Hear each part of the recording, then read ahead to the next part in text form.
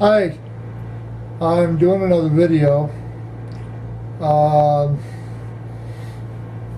I've had some people comment on the way my grill looks, so to speak. I am leaving it like this for a reason. It didn't start out for this reason, but I'm leaving it for this reason because um, just like Seattle not taking care of their um, cost of living, high rent, and homelessness problem, which is now greatly affecting the city. As I was growing up, I didn't take very good care of certain things that could possibly keep me much healthier. Now that I'm 52, I'm going into the hospital in a couple of weeks to get all of this taken care of. I plan on getting implants put in. Been talking to the doctor about it, and that's going to make me look a whole lot nicer. Now that my mouth is the way it is now, I use that as a way to show people that when you don't take care of something and it gets way out of hand, pretty soon it gets to the point where you have to just take everything out, get it to ground level, and start all over again. Seattle is the same way. Back in the early 90s, late 80s, early 90s, when the homeless started to become homeless and it was noticing a homeless problem, that's when they should have taken care of the homeless problem. When I say take care of it, if a person becomes homeless, they should have been able to grab them like right off the bat and help them get back into a place to live. Granted, there is going to be those people that enjoy being homeless. They like bumming around with no responsibilities. They like eating at soup kitchens and getting free clothes. They like living off the land, and they like panhandling off of people and generally just being lazy. There are some people that like to live that lifestyle. There's other people that struggle and they work, but they also like to live outside under the stars. They might even go a regular job through a day labor place or what have you, but they still like to live outside. But Seattle could have curbed its homelessness problem just like I could have curbed some of my problems. Of course, I was born with a gum disease, which I have receding gum lines, which causes the teeth to go bad, and no matter what I do, it's still going to happen. I am taking medication to fix the gums, which in turn, once I get the implants put in, they'll look like regular teeth, and I can go about my business and eat regular. Of course, I'll have to keep them up. I'll have to take care of them because they'll be brand new teeth again. Whereas the city, once it cleans itself up, it has to keep itself up too. Now, this is where the citizens of Seattle come into play. The citizens that actually feel like they're a part of the city, like you're a Seattleite and you love being a Seattleite. You move to Seattle for whatever reason, you move there, you love Seattle, you don't consider yourself to be like an Arizonian or a Missourian or an Iowan. Like people that move from Mexico to America. You got some people that move up here, they want to be American, and they don't consider themselves to be Mexican American, they're just American. And then you got some people that move up here just for the things that America can offer, but they don't really want to be here. If they could, they would rather be in Mexico. If they could still have our money and our insurance and our dental and our medical and all that stuff living in Mexico, they'd much rather do that. But they can't, so they come up here and they are just raping America over the coals. Seattle's got people like that too. But for those that live in Seattle, that actually enjoy Seattle, that love Seattle, that consider that to be their home, You guys can help keep the city going, keep it normal. Now, I understand you got a lot of responsibilities to take care of, Seattle. You also have a lot of things that are taking up your time, like your job and your nightlife with your drinking, if you do that, or whatever you do on your off time. You find very little time to take care of your surroundings. If you've ever been camping, you'll notice signs that say, pack up your gear when you leave and make sure the fire is put out, so that way the next person that comes will not have to worry about a trash heap. Seattle is my home,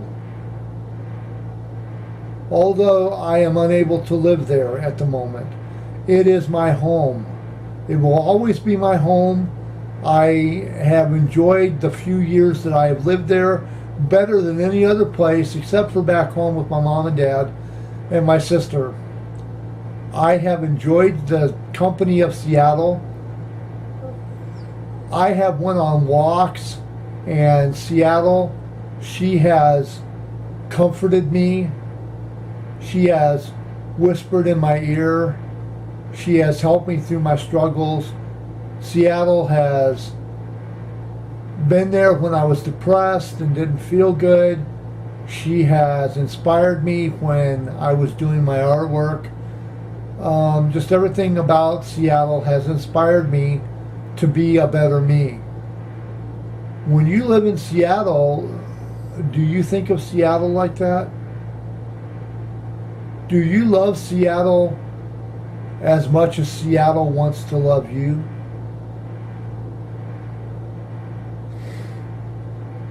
I get a pain in my heart when I think about this, because there's people that are in Seattle right now that do not appreciate the opportunity they have.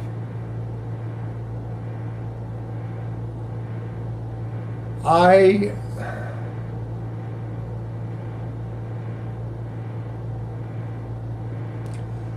feel like I'm in a land where I'm not wanted, and when I cry out for help, I feel like nobody is listening. I feel like nobody cares. I come to Seattle's defense as much as I can, and it's like Seattle is being held hostage by the carpetbaggers and the mafia don landlords that have taken over the city and have turned Seattle, you have been turned into a high-priced hooker under a street corner with a bright light down on like First and Pike. And for those that have lived in Seattle back in the 80s and early 90s, you'll know what I mean. You'll understand what First and Pike was like. You'll understand what First and Pike was like if you ever lived in Seattle and you've ever been in the downtown around the Pike Place Market. You'll understand the street corner reference with the bright light. I'm making this video kind of short because I don't really feel like making another video today, but I felt like I had to say something because somebody posted something on one of my videos that said, doesn't Seattle have a dentist there? And I understood what they meant. And my teeth, they noticed that more than they noticed the subject matter of what I was saying. And granted, the video that I made was entitled, Why in the Fuck Did You Move to Seattle If You Didn't Know For Sure You Could Live There? Or something to that effect. I bleeped out the word fuck, the U and the C, I bleeped that out, but you still know what it is, what it means. I had somebody else say that my videos were ranty. When you feel passionate about something, you don't talk all nice and like, oh, Seattle is so horrible, and the rent is so high here, and the homelessness problem is so horrible and is so terrible that people are living out on the street. And I moved to Seattle because I didn't really know much about Seattle except that weed was legal there. And I thought once I got to Seattle, it'd be real easy to find an apartment, and that I would be so great that Bill Gates would be beating down my door to give me a job working at Microsoft. Well, that's not me. I don't talk like that. When I feel passionate about something, I get kind of loud and noisy about it. If you don't like it, oh well. If it offends you, tell me what part offended you. I'll relook at it and I'll apologize when needed. But I care about Seattle, I really do. I care about Seattle more than any other city I've lived in, and I've lived in LA, Sacramento, I've lived in Venice Beach, I've lived in Hollywood, I've lived in Denver, Colorado, I've lived in Kansas City, Missouri, I've lived in and outside of St. Louis, I lived in Minneapolis and St. Paul, I've lived in Shenandoah, Iowa, I've lived in several places. And Seattle, you're tops in my book. You're a real lady that's getting treated like a whore, and that angers me.